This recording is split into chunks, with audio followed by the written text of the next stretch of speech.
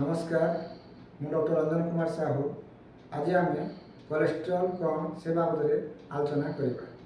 Cholesterol आम शरीर अति दरकारी पदार्थ। यह शरीर मध्य विभिन्न प्रकार हार्मोन और सेल मेम्ब्रेन गठन कर कोलेस्ट्रॉल दुई प्रकार गोटे बेड कोलेस्ट्रॉल बा एलडीएल और गुड कोलेस्ट्रॉल बा एचडीएल। ये कोलेस्ट्रॉल शरीर नॉर्मल थे शरीर ठीक जदि यह वृद्धि पाए ताहले शरीर में विभिन्न प्रकार रोग सृष्टि कर कोलेस्ट्रॉल शिरा मध्य गति कला बेले जदि कोलेस्ट्रॉल अधिक वृद्धि होता शिरार जमा हो जमा हेले से जगह अवरोध सृष्टि करे अवरोध कलापर रोग हुए। जब ब्रेन में अवरोध है ब्रेन स्ट्रोक और हार्ट में अवरोध है हार्ट स्ट्रोक व हार्ट अटैक हुए। तार ब्रेन स्ट्रोक और हार्ट अटैक दुईटी बहुत बड़ मारात्मक व्याधि। यही दुई रोग शीघ्र चिकित्सा न कले रोगी मृत्यु मुखरे पड़ी था।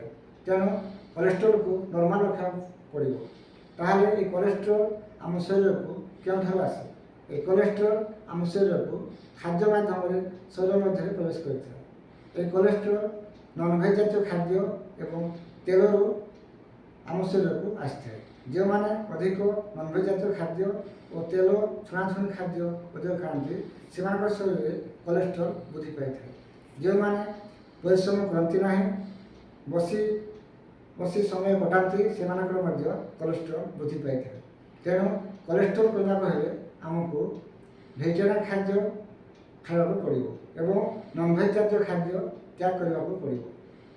प्रत्येक दिन व्यायाम करवा एवं भेजिटेरियन जातीय खाद्य खावा ताहले आम शरीर कोलेस्ट्रॉल नॉर्मल रहिबो एवं आमे कोलेस्ट्रॉल जनित महाव्याधि मुक्ति पाइबा। धन्यवाद।